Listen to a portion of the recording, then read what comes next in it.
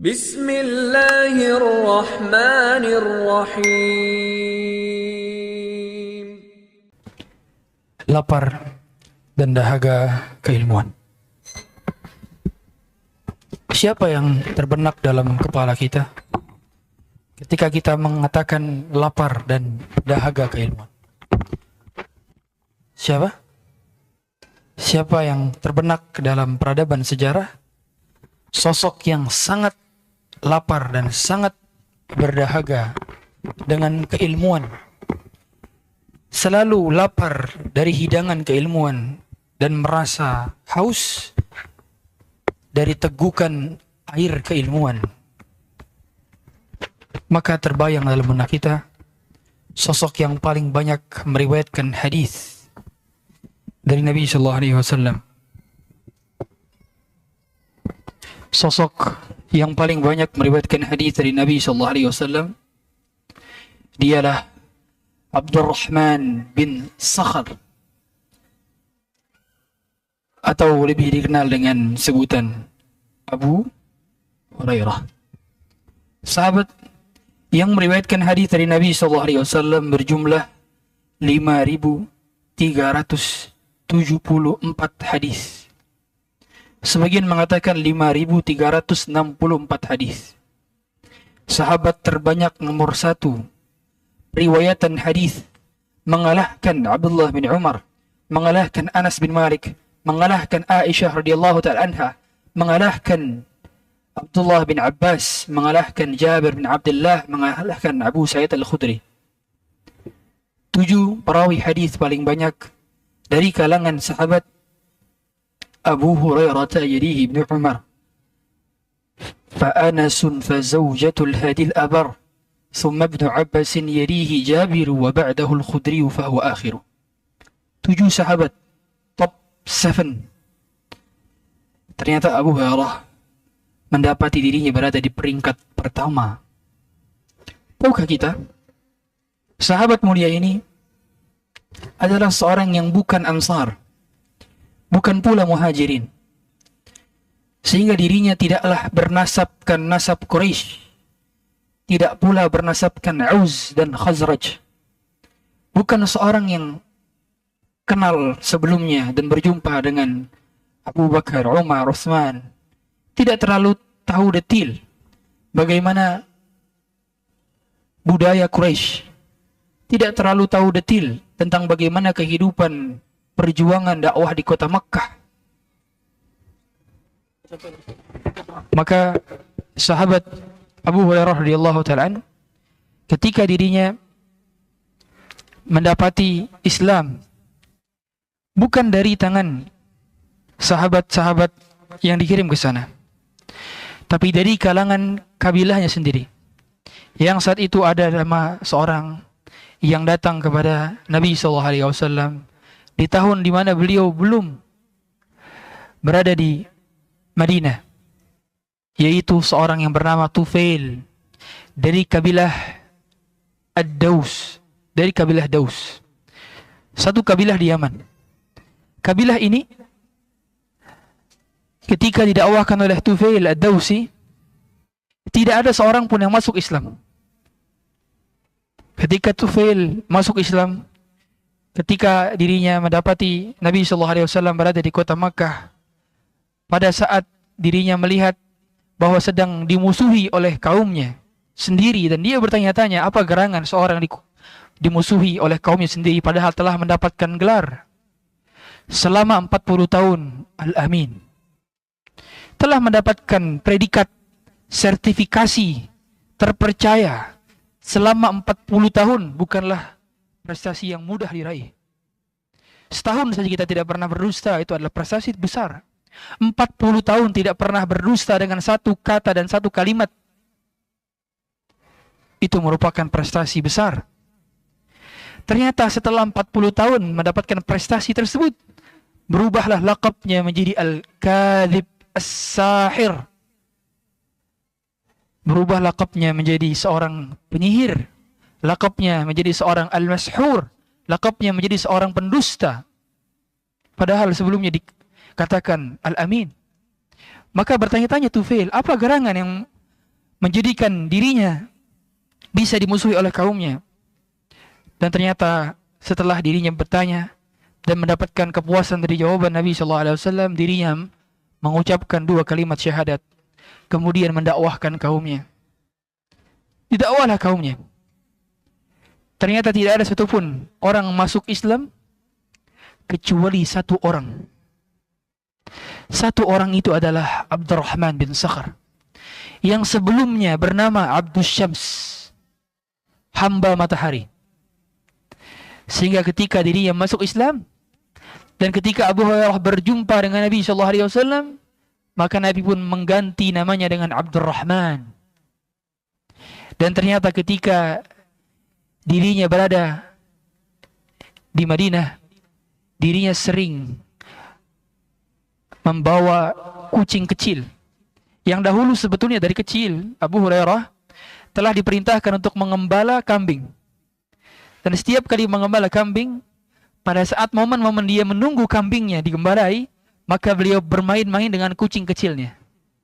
Dan terkadang kucing kecil itu ditaruh di atas pohon, kemudian dia mengurusi gembalanya, setelah pulang dibawa lagi kucingnya. Kucing kecil yang selalu bersamanya. Maka dalam kosakata bahasa Arab, Hurairatun berasal dari kata hir atau qittun, yang bermakna kucing kecil. Hurairah dengan wazan tasghir, Hurairah. Maka semua orang memanggilnya Abu Hurairah. Nama kunyahnya lebih masyhur daripada nama aslinya, Abu Hurairah. Dan ketika dirinya belajar menimba ilmu dari Nabi SAW, siapa yang kita kira mendapatkan pahala banyak? Siapa? Yang mendapatkan pahala banyak adalah yang pertama kali mendakwahkan Abu Hurairah, yaitu Tufail Ad-Dawsi. Sebab dirinya mengajak Abu Hurairah masuk Islam. Maka Abu Hurairah telah masuk Islam terlebih dahulu, meskipun dirinya belum berjumpa dengan Nabi SAW.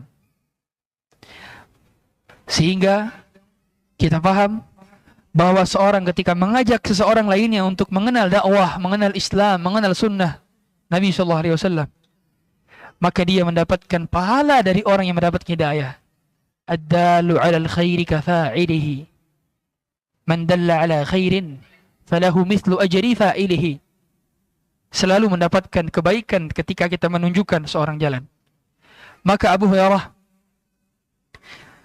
memberikan jasa bagi umat Islam dengan hadis-hadisnya. Pada saat dirinya memulai pertama kali pencarian menuntut ilmu, dia mentekadkan sebelum Rasulullah SAW wafat, dia mau berjumpa dengan seorang yang sering dia dengar sebutan namanya, di Yaman. Seorang yang selalu mendapatkan posisi di hatinya, terbayang-bayang wajahnya, kekasihnya Rasulullah SAW. Maka dia meninggalkan asetnya, meninggalkan seluruh kekayaannya, dan dia hanya membawa 1 orang yang penting dalam hidupnya, yaitu ibunya. Perjalanannya adalah perjalanan di usia yang tidak terbilang terlalu muda, tapi tidak juga terlalu tua. Anak muda mengembara dari Yaman menuju Madinah untuk berjumpa dengan kasihnya, yang saat itu dia berumur 26 tahun. 26 tahun. 26 tahun usia kita yang mungkin jarang sekali pondok. 26 tahun masih jadi santri. 26 tahun rata-rata sudah menjadi guru. 26 tahun sudah kerja. 26 tahun sudah bisnis. 26 tahun sudah running first his new business. Udah mulai mendirikan bisnis pertamanya. 26 tahun ya Abu Hurairah.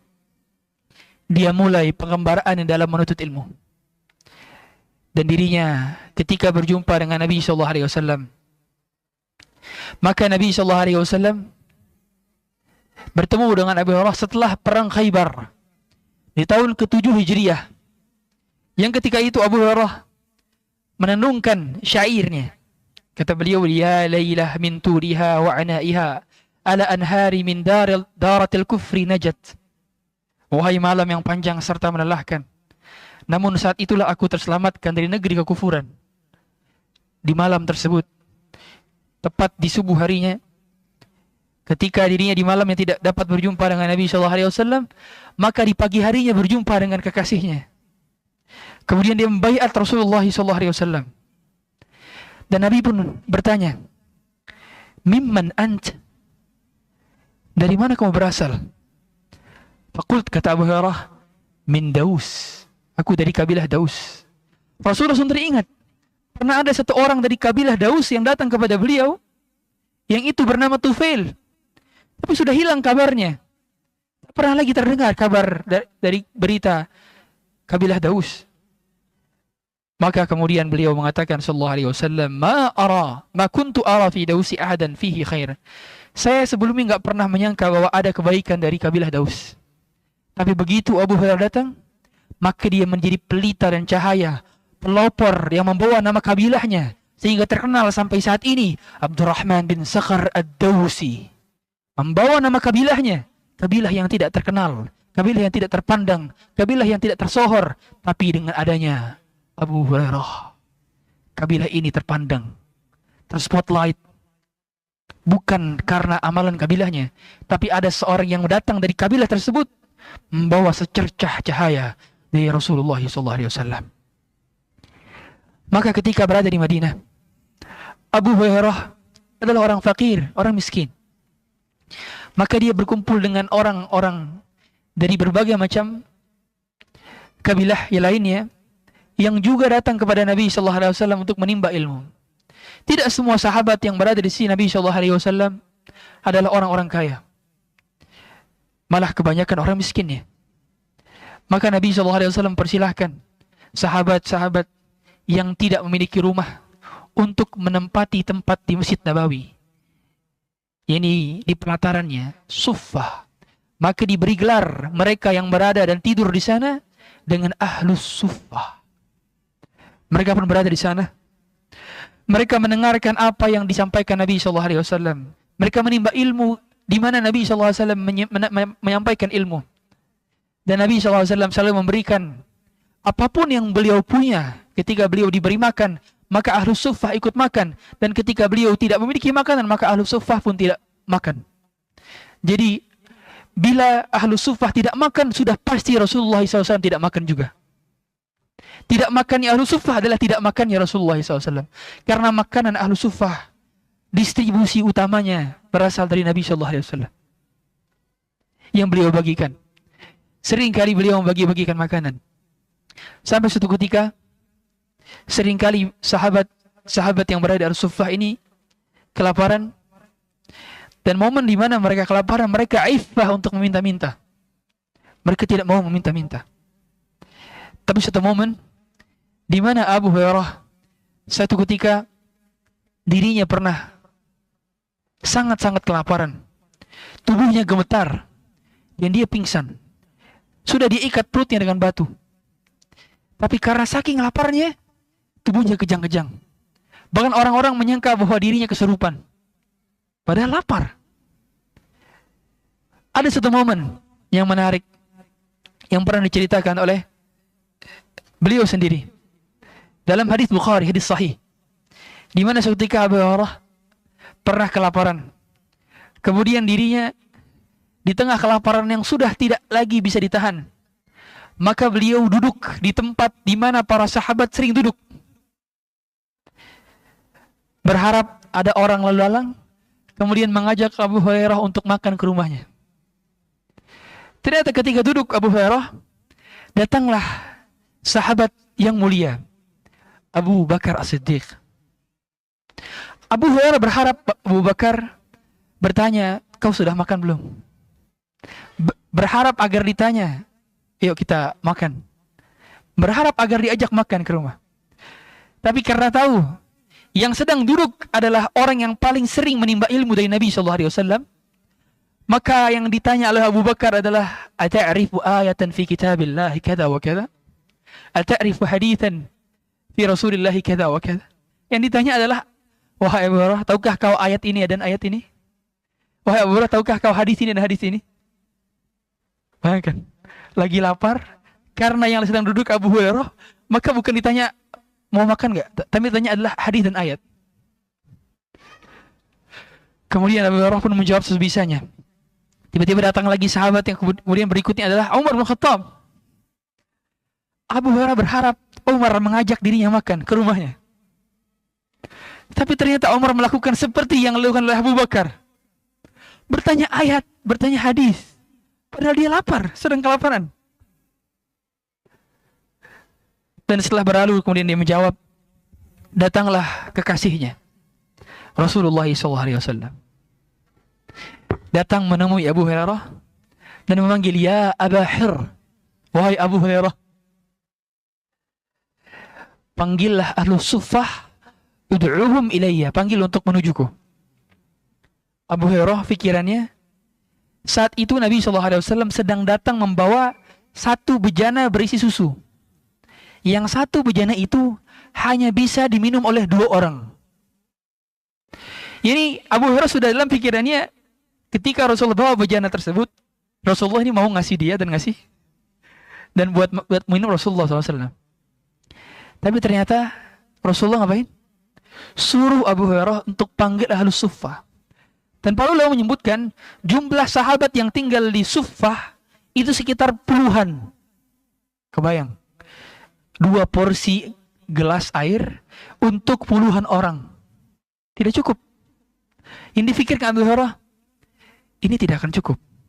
Tapi dia yakin, ini perintah Rasulullah SAW. Ini dalil. Ini qala Rasul. Ini perintah seorang yang diutus menjadi utusan. Maka tidak mungkin dirinya menyalahi perintah beliau, dan setiap ada perintah dari beliau sudah pasti akan ada hikmah di baliknya. Maka seketika itu Abu Hurairah memanggil ahlus suffah dan diperintahkan oleh Nabi dari satu bejana tersebut diteguhkan kepada mereka satu persatu gelas. Minum sampai habis. Sampai kemudian sudah diberikan satu persatu hingga mereka minta menambah dan jumlah mereka sangatlah banyak. Ternyata masih ada sisa jadi bejana yang dipegang oleh Abu Hurairah. Kemudian Rasulullah dan Abu Hurairah saling memandang kepada bejana tersebut. Dan ternyata Rasulullah pun mempersilahkan Abu Hurairah untuk minum ya Abu Hurairah. Sampai Abu Hurairah pun kata beliau, aku tidak memiliki space lagi dari bagian tubuhku untuk minum air ini. Kekenyangan. Dan kemudian Rasulullah pun meminum sisa yang telah diminum oleh ahlus suffah. Begitu pula Abu Hurairah. Lihat, Rasulullah SAW saat itu juga kondisinya lapar. Beliau belum minum air itu. Tapi beliau mempersilahkan ahlus suffah untuk minum duluan. Dan bahkan mempersilahkan Abu Hurairah untuk minum duluan. Dan beliau minum terakhir. Sekarang ada buku dari seorang penulis barat. Judulnya adalah Leaders Eat Last. Leaders Eat Last. Pemimpin itu makan belakangan. Beliau menulis dalam kitab itu, dalam buku tersebut,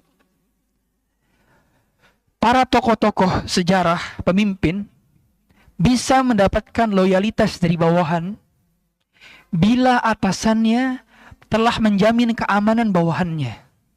Bila atasannya telah menjamin kekenyangan anak buahnya. Bila atasannya telah menjamin keberlangsungan hidup bawahannya. Dan bawahan akan berloyal kepada atasan ketika diri mereka dan keluarga mereka merasa aman sebelum atasannya. Dan itu dipraktekkan. Ternyata jauh sebelum si penulis ini menulis, Islam telah menegaskan bahwa kita punya tokoh yang sering makan dan minum belakangan. Makan dan minum belakangan. Dia adalah Rasulullah SAW. Dan kisah ini bukan sekali 2 kali. Kisah ketika perang Khandaq kita tahu bersama, para sahabat kelaparan. 2000 orang berada di kota Madinah kelaparan karena mereka harus menggali parit kedalaman 5 meter ke dalam, lebar 5 meter dan panjangnya sampai 30 km dalam waktu 6 hari. Strategi perang yang diusulkan oleh Salman Al-Farisi radhiyallahu ta'ala. Dan mereka tidak memiliki makanan karena tidak bisa keluar. Stok persediaan mereka terbatas. Sementara mereka dikepung 30 hari lamanya. Dan mereka telah mengikat perut-perut mereka dengan batu Bahkan tidak sedikit yang mengikat perutnya dengan 2 sampai 3 batu. Dan mereka dalam kondisi musim dingin, di mana kita tahu ketika cuaca lebih dingin, lapar lebih, sakit rasanya dalam tubuh. Maka Nabi pun sallallahu alaihi wasallam mendapati ada bisikan dari siapa? Dari Jabir bin Abdullah. Jabir bin Abdullah membisiki Nabi sallallahu alaihi wasallam, "Ya Rasulullah, aku punya persediaan makanan. Dan ini hanya untukku dan untukmu. Maka kemarilah ya Rasulullah. Kau makan bersama kami." Bayangkan, ada seseorang yang datang menawari kita makanan, menawari ustadznya makanan. Ketika semuanya lagi lapar, ada seorang yang punya makanan, satu sisa makanan yang bisa cukup untuk ustadznya dan orang yang makan, orang yang ngajak makan ini. Antum tahu apa yang disampaikan Rasulullah SAW? Beliau teriak. Beliau kemudian teriak dan mengatakan, "Wahai seluruh penduduk Madinah, bergembiralah. Jabir bin Abdullah sedang punya makanan." Maka langsung wajah Jabir pun pucat. Karena makanannya hanya cukup untuk dia dan keluarganya, serta untuk Rasulullah sebagai tamunya. Tapi keyakinan Jabir, ketika Rasulullah yang mengajak, akan ada jaminan pasti berkah makanannya. Maka benar, ketika makanan itu dimasak, berulang-ulang kali makanan disediakan, disuguhkan kepada seluruh penduduk Madinah, maka cukup, bahkan masih memiliki sisa. Dan itulah salah satu di antara mukjizatnya Nabi sallallahu alaihi wasallam. Banyak mukjizat tapi. Makanya ada kitab namanya Mu'jizatur Rasul. Kumpulan mukjizat Nabi sallallahu alaihi wasallam yang sahih. Hadirin hadirat Allah Subhanahu wa taala. Abu Hurairah pun memiliki ibu. Ibunya belum masuk Islam. Di bawahnya ibunya ke kota Nabi sallallahu alaihi wasallam. Dan satu ketika Abu Hurairah ketika diberikan beberapa butir kurma oleh Nabi sallallahu alaihi wasallam, hanya diberikan 2 butir kurma. Satu kurmanya dia makan, satu kurmanya dia genggam. Nabi sallallahu alaihi wasallam bertanya, "Mengapa tidak kau makan keduanya ya wahai Abu Hurairah?" Kemudian beliau mengatakan, "Satu ini untuk ibuku wahai Rasulullah." Maka kemudian Abu Hurairah pun berkata kepada Nabi bahwa ibunya masih dalam kondisi kufur. Ibunya belum masuk Islam. Dan setiap hari Abu Hurairah berdoa dan mendakwahkan ibunya dengan akhlaknya. Maka dia minta doa kepada Nabi SAW untuk ibunya, agar ibunya masuk Islam.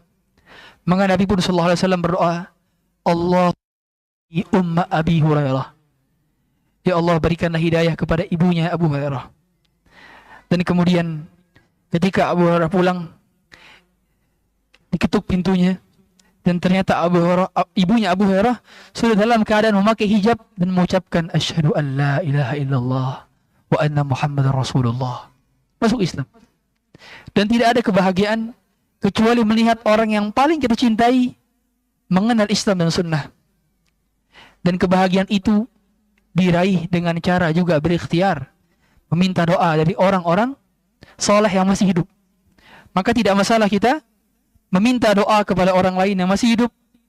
Mohon doanya untuk keluarga saya supaya keluarga saya mengenal hidayah sunnah.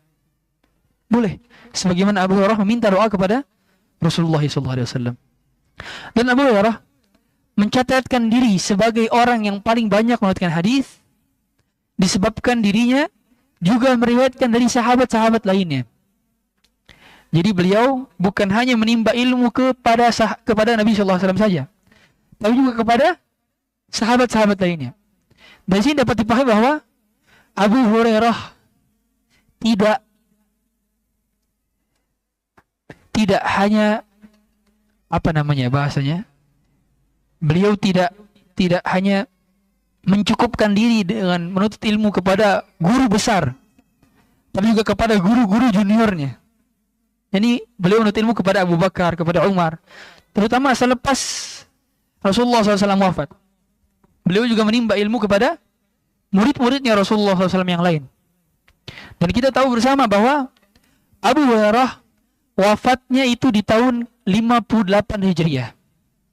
Sedangkan dia berjumpa dengan Nabi SAW di tahun ke-7 Hijriah. Sehingga interval, dan Nabi SAW wafat di tahun ke-11 Hijriah. 11 Hijriah. Berarti sahabat mulia Abu Hurairah memiliki interval umur ketika Nabi SAW wafat dengan umur wafatnya itu sekitar 47 tahun. 47 tahun ini dia gunakan untuk mencari ilmu dan mengajarkan ilmu. Itulah mengapa Abu Hurairah memiliki hadis yang banyak karena dirinya mengajarkan ilmu. Jadi aktivitasnya itu hanya belajar, ngajar, belajar, ngajar, belajar, ngajar. Tidak ada aktivitas lain. Yang berbeda dengan sahabat-sahabat lain yang punya kesibukan. Sebagaimana Abu Bakar As-Siddiq punya bisnis.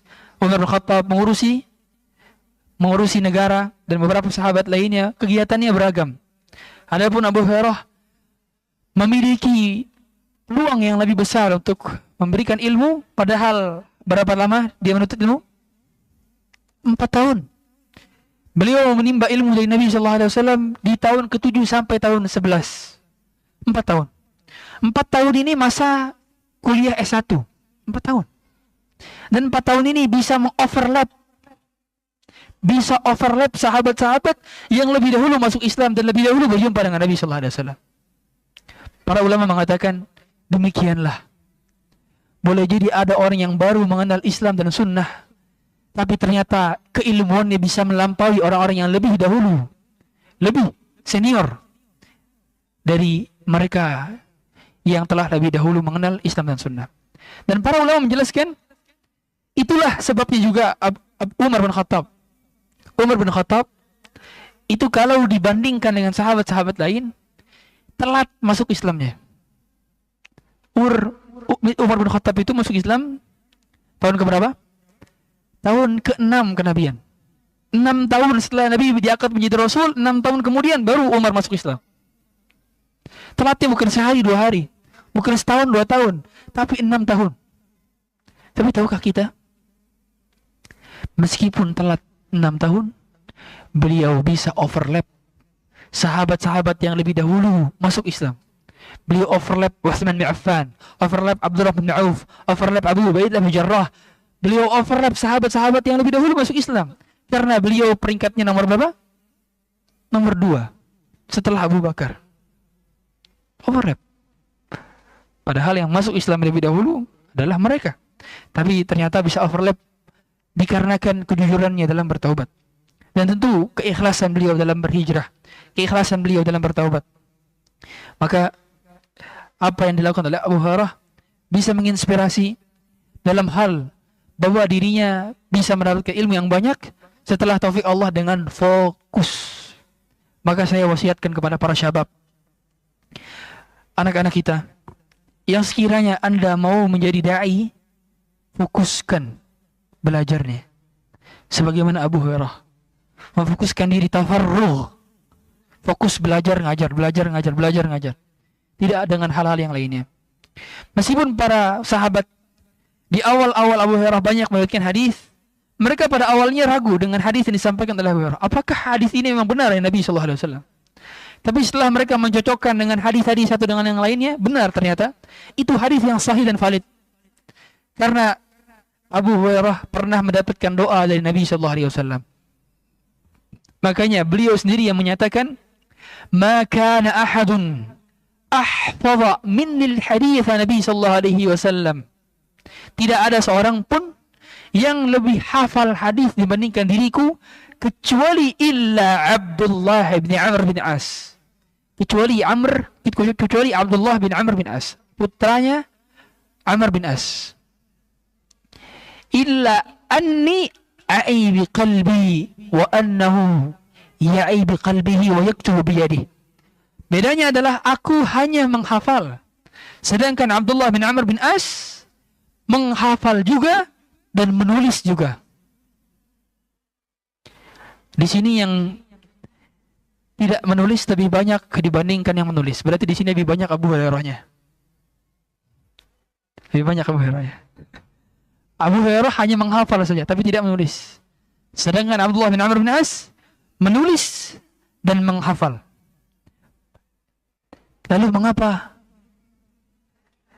para sahabat Nabi sallallahu alaihi wasallam mendapatkan hadis yang lebih banyak dari Abu Hurairah dibandingkan Abdullah bin Amr bin As, para ulama menjelaskan Abdullah bin Amr bin As fokusnya lebih banyak ke ibadah sunnah berupa ibadah nawafil yang sendirian. Sedangkan Abu Hurairah lebih banyak ngajar. Jadi Abdullah bin Amr bin As ahli ibadah. Lebih banyak salat sunnah sendirian. Makanya para ulama mengatakan menuntut ilmu sebagaimana berkata Imam Syafi'i, talabul ilmi afdal min salatin nafilah. Menuntut ilmu itu lebih utama daripada salat sunnah. Bukan berarti kita meramaikan salat sunnah, tetapi secara keutamaan dan kemuliaan, suatu hal fadilah yang didapatkan dari kemaslahatan yang lebih luas lebih utama daripada kemaslahatan yang lebih sedikit. Makanya al-fadilatu, suatu fadilah yang hanya terikat kepada diri sendiri tidak lebih bermaslahat dibandingkan fadilah yang mencakup banyak orang. Makanya ulama mengatakan al-muta'addi afdalu minal qasir. Muta'addi, orang yang manfaatnya bisa meluas, lebih utama daripada yang manfaatnya cuma sendiri. Dan menuntut ilmu adalah bagian dari cara kita meluaskan manfaat. Karena wasilah daripada tersampaikan hidayatul taufiq dimulai dari hidayatul irsyad. Hidayah bisa tersampaikan dengan dakwah. Dan hadirin hadirat Allah Subhanahu wa taala, tetapi memang saat Nabi sallallahu alaihi wasallam menyampaikan ayat-ayat Quran, beliau melarang para sahabat untuk menulis kalau itu adalah hadis. Maka ketika Abdullah bin Amr bin As menulis, beliau sempat minta izin kepada Nabi sallallahu alaihi wasallam. Fasta'adana Nabi sallallahu alaihi wasallam fa'adina lah. Maka Nabi pun mengizinkan apa yang ditulis oleh Abdullah bin Amr bin As. Mengapa dilarang untuk menulis hadis? Agar tidak tercampur dengan ayat Quran. Makanya mengapa redaksi hadis ada tingkatan derajat sahih, hasan, dhaif, maudhu'. Tapi berbeda dengan Quran. Quran itu mutawatir. Mutawatir itu berarti apa? Sudah banyak yang mendengar dari setiap generasi ke generasi. Dari setiap satu generasi, apa yang dihafalkan mereka sama seperti generasi setelahnya, dan jumlah orang banyak yang menghafal. Karena dicatat, ada catatannya, ada mushafnya. Sedangkan hadis, pengkodifikasiannya dan penulisannya dan pencatatannya dalam sebuah narasi berupa kitab dikumpulkan baru di zaman tabi'in. Itulah mengapa para ulama mengatakan apa hikmahnya, kenapa saat itu nggak langsung hadis itu saja. Kenapa? Para ulama menjelaskan Allah menghendaki penulisan kitab hadis baru ada di zaman-zaman setelahnya. Baru muncul Imam Bukhari, Imam Muslim, Imam Malik. Baru muncul Imam Sufyan Abu Uyainah, Imam Sufyan Ats-Tsauri. Baru muncul. Kenapa? Para ulama menjelaskan agar tidak ada kitab yang lebih sahih dibandingkan Quran. Agar tidak ada kitab yang lebih sahih dibandingkan Quran. Sehingga kitab yang sahih paling sahih adalah Quran. Maka kitab yang di bawahnya otomatis tidak lebih sahih dibandingkan Quran. Tapi ada derajat-derajat sahihnya. Dan kitab tersahih setelah Quran adalah Sahih Al-Bukhari. Kitab tersahih kedua setelah Sahih Bukhari, Sahih Muslim. Dan kemudian menurutkan Sahih Ibn Majah, Sahih Tirmidzi dan seterusnya. Kitab sahih dan sunan-sunan para a'immatul hadis. Hadirin hadirat Allah Subhanahu wa taala, kehidupan Abu Hurairah ketika dirinya mendapati apa yang dirasakan kepada Nabi sallallahu alaihi wasallam, maka Nabi pun sallallahu alaihi wasallam mendoakan Abu Hurairah, Allahumma habbib ubaydaka hadha wa ummahu ila ibadikal mu'minin. Ya Allah, buatlah manusia mencintai dua orang dari hambamu ini, yakni Abu Hurairah dan ibunya. Dan Nabi pun mengatakan wahabbibhum ilaihima, dan jadikanlah mereka semua dicintai juga oleh Abu Hurairah. Maka kata Abu Hurairah, tidaklah aku berjumpa dengan satu orang mukmin pun kecuali dia mencintaiku dan aku belum mencintainya. Masya Allah. Jadi beliau dapat doa dari Nabi, Allahumma habbibhum, ya Allah buatlah semua orang cinta kepada dia. Makanya mengapa Abu Hurairah adalah salah satu ciri Ahlus Sunnah wal Jamaah. Mengapa dikatakan ciri Ahlus Sunnah wal Jamaah? Kenapa? Karena hampir setengah agama ini dibangun dari hadisnya Abu Hurairah. Itulah mengapa orang-orang Syiah tidak suka kepada Abu Hurairah. Kenapa? Karena orang-orang Syiah selalu ingin hukumnya berbeda dengan apa yang dihukumkan oleh Nabi SAW. Maka mereka berusaha membatalkan dengan cara mengkufurkan para sahabat. Sebenarnya mereka tujuan akhirnya mereka nggak pengen mengamalkan syariat. Tapi dengan cara apa? Dengan cara mengkufurkan sahabat. Karena kalau sahabatnya kufur berarti mereka tidak bisa dijadikan sebagai rujukan hadis. Kan gitu. Maka mereka mengkufurkan sahabat-sahabat selain Ahlul Bait. Kecuali beberapa sahabat saja yang bukan Ahlul Bait, tetapi tidak dikufurkan. Seperti Abu Dzar, Salman Al-Farisi, itu enggak mereka kufurkan. Abu Sa'id Al-Khudri, itu enggak mereka kufurkan. Beberapa sahabat saja. Tapi sisanya sudah dikufurkan semua. Karena mereka mau menjadikan hadis-hadis dari diri mereka saja, hukum-hukum sesuai dengan hukum mereka saja. Yang makanya mengapa hari ini ada orang-orang yang berusaha melemahkan riwayat-riwayat dari Abu Hurairah dengan mengatakan mustahil Abu Hurairah bisa meriwayatkan sebanyak itu hadis. Tujuannya adalah untuk propaganda Syiah. Maka kita hati-hati. Hati-hati. Di kampus-kampus sudah mulai. Benarkah Abu Hurairah memiliki hadis sebanyak itu? Oh, itu ada diskusi-diskusi semacam itu di kampus-kampus. Bahkan kampus-kampus UIN. Banyak. Maka kita berusaha membela Abu Hurairah. Karena dia salah satu sahabat yang paling berpengaruh dalam tegaknya sunnah ini. Makanya kata Imam Bukhari, hadis yang paling banyak diriwayatkan oleh diriku adalah hadisnya Abu Hurairah. Dalam hadis Bukhari.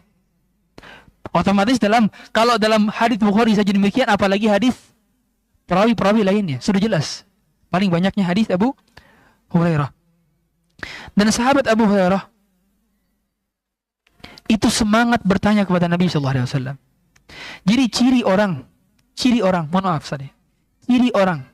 yang semangat dengan ilmu, ketika dia berjumpa dengan ahli ilmu, yang menjadi fokusnya adalah bagaimana dirinya bisa bertanya kepada ahli ilmu.